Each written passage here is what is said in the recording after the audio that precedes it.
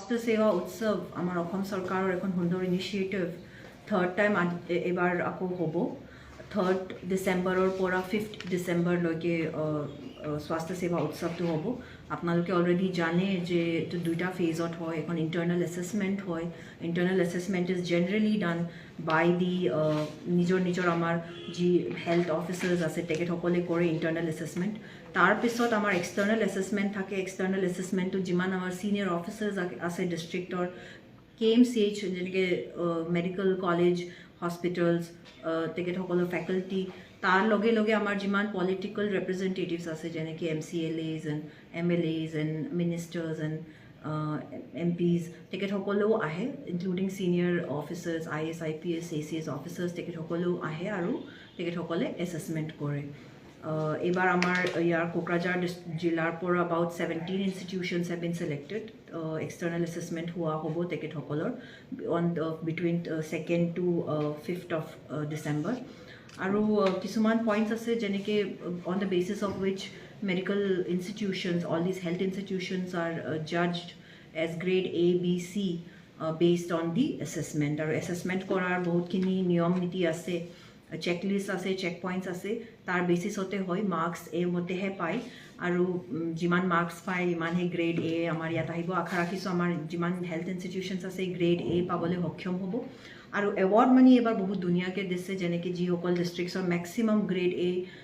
facilities থাকিব তেখেতসকলে মানে 5 লাখ টকা পাব আৰু বেষ্ট পাৰফৰ্মিং ডিষ্ট্ৰিক্ট হস্পিটেলো 5 লাখ টকা পাব best performing sub divisional hospital will get 3 lakh টকা আৰু best performing CHC will get 3 lakh টকা আৰু best performing PHC will get 3 lakh টকা অসম চৰকাৰৰ পৰা যেনেকৈ এখন সুন্দৰ পদক্ষেপ competitive healthy competitions between the health institutions of the state যাতে আমাৰ হেল্থ ইনষ্টিটিউশ্যনৰ মাজতো এখন সুন্দৰ কম্পিটিশ্যন থাকে তেখেতসকলেও এনেকৈ সুন্দৰ প্ৰাইজ পাবলৈ চেষ্টা কৰে আৰু ইন দ্য প্ৰচেছ আমাৰ হেল্থ ইনষ্টিটিউশ্যনছৰ যি অৱস্থা আছে সেইটো মানে ইম্প্ৰুভ হয় এছেছমেণ্ট আমি ৰেগুলাৰলি কৰি ইম্প্ৰুভমেণ্ট যাত লাগে সেইখিনি আমি কৰিব পাৰোঁ তাৰ কাৰণে মই অসম চৰকাৰকো ধন্যবাদ দিছোঁ কাৰণ স্বাস্থ্য আৰু আপোনালোকক সকলোকে স্বাস্থ্য সেৱা উৎসৱটো লৈ যিমান পাৰে আমি আমাৰ ডিষ্ট্ৰিক্টৰ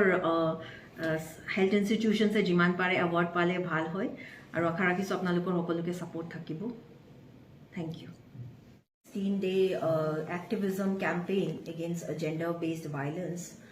এইটো আমাৰ ইনিচিয়েটিভ লোৱা হৈছিলে বাই আণ্ডাৰ মিছন শক্তি আছাম গভৰ্ণমেণ্ট অফ আছাম আৰু কেম্পেইন এবাৰ আছে যে recommitment accountability resourcing towards Beijing 30 unite to end violence against women and girls তো এনেকৈ কৰি আমাৰ সংকল্প যিটো আছে ছ'চিয়েল ৱেলফেয়াৰৰ আণ্ডাৰত তেখেতে ইনিচিয়েটিভ লৈছিলে যাতে আমাৰ যিমান ডিপাৰ্টমেণ্টছ আছে যেনেকৈ এডুকেশ্যন হৈ গ'ল আপোনাৰ ছ'চিয়েল ৱেলফেয়াৰ ডিপাৰ্টমেণ্ট আছে দেন আপোনাৰ DSW ডিপাৰ্টমেণ্ট ইনক্লুডিং আপোনাৰ এই DPM ASRLM আছে ডিষ্ট্ৰিক্ট লিগেল ছাৰ্ভিচেছ অথৰিটি আছে সকলোকে মাতি এখন সুন্দৰ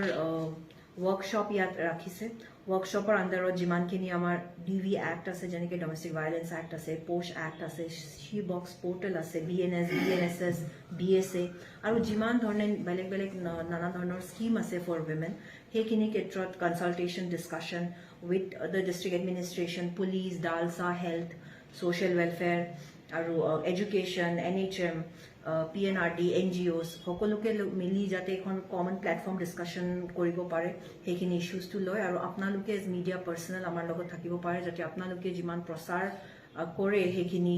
ছেফ গাৰ্ড যিমান লিগেল ছেফ গাৰ্ডছ আছে against women against gender violence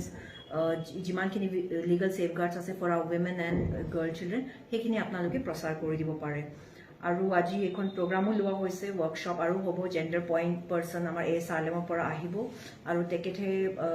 যিমান আমাৰ আজি পাৰ্টিচিপেণ্টছ আছে তেখেতসকলক ওৱান ষ্টপ চেণ্টাৰৰ লগত কেনেকৈ আমি যোগাযোগ কৰিব পাৰোঁ যেনেকৈ ASRLMৰ আণ্ডাৰত অলৰেডি নাৰী সুৰক্ষা কক্ষ আছে জেণ্ডাৰ ৰিচোৰ্চ চেণ্টাৰ উইদিন দিছ কেম্পেইন 17 days কেম্পেইনৰ আণ্ডাৰতে আমি এখন জেণ্ডাৰ ৰিচোৰ্চ চেণ্টাৰ এতিয়াও মানে ইনগ্ৰেট কৰিবলৈ এখন অপৰচুনিটি আমি পাইছোঁ চ' তাৰ আণ্ডাৰত কেনেকৈ আমি ওৱান ষ্টপ চেণ্টাৰটো ইণ্টিগ্ৰেট কৰিব পাৰে আৰু আমাৰ জেণ্ডাৰ ভাইলেন্সৰ পৰা মানে ডমেষ্টিক ভাইলেন্স হওক বা এনি বেলেগ টাইপ অফ ভাইলেন্স যি আছে তাৰ এগেইনষ্টত যিসকল আমাৰ বাইদেউগৰাকীসকল আছে বা মহিলা আছে তেখেতসকলে যিসকলে ছাফাৰ কৰি আছে তেখেতক আমি কেনেকৈ ৰিহেবিলিটেট কৰিব পাৰোঁ তেখেতসকলক কেনেকৈ আমি মেণ্টেলি ইম'চনেলি ছাপৰ্ট দিব পাৰোঁ আৰু এখন ভাল আনটিল এণ্ড আনলেছ কাউন্সেলিং আমি কেনেকৈ তেখেতক দিব পাৰোঁ চ' সেইখিনিৰ কাৰণে আজি আপোনালোকক মাতা হৈছিলে আৰু আপোনালোকৰ পাৰ্টিচিপেশ্যন পাই বহুত ভাল পাইছোঁ কাৰণ ইট শ্ব'জ ডেট আপোনালোকেও চেঞ্চিটিভ আছে আৰু সেইখিনি ইছ্যুজ হ'লে আপোনালোকেও নিশ্চয় ৰাইজৰ মাজত কথাখিনি ৰাখিব ধন্যবাদ